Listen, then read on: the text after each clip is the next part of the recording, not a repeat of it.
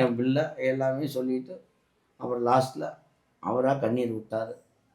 செல்லத்தில் எழுதுனாலும் தப்பில்ல, நடந்துருச்சு, வாங்க பேசிக்கலாம், நான் நேரில் வர்றேன், பேசிக்கலாம் அப்படின்னு வார்த்தை சொல்லியிருக்காரு. நீங்கள் ஏதாவது பேசுனீங்களாண்ணே? கொஞ்சம் ஆறுதலாக இருங்க அப்படின்னு நீங்கள் ஏதாவது நான் சொன்னேன், ஒன்றும் பயப்பட வேண்டாம், வாங்க எதாக இருந்தாலும் சந்தித்து களத்தில் விளையாடு, தப்பில் எதை கண்டு பயப்பட வேண்டாம்னு. அதானே இப்போ அவர் பேசல, இது பண்ணுறாங்க அதை பண்ணுறாங்கன்னு சொல்லும் பொழுது இப்போ கொஞ்சம் ஆறுதலாக இருக்கா?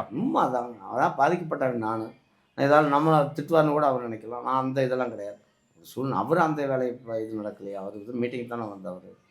ஏன் இது நடந்துச்சு என்னன்னு நம்மளுக்கும் ஒன்று புரிய மாட்டேங்குது. அதுக்காக நம்ம அவரை குறை சொல்லக்கூடாது அல்லவா? நம்ம விஜய் தரப்புல தப்பு சொல்கிறதுக்கு இல்லை, இது என்ன சொல்கிறதுன்னு எனக்கும் புரியல. வருவார், நேரில் வருவார், வந்து சில விஷயம் என்ன நடந்ததுன்னு அவருக்கும் தெரிஞ்சிருக்கும் அல்லவா?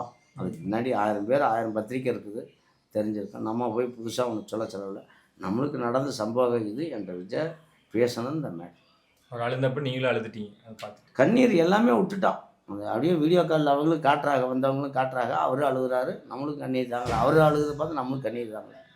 பரவாயில்ல, தப்பு இல்லை, நம்ம அதுக்கு மேலே அவரு புண்ணாக்கக்கூடாது அல்லவா? அதனால் சரிங்க கும்பிட்டு அப்படின்ற வார்த்தை.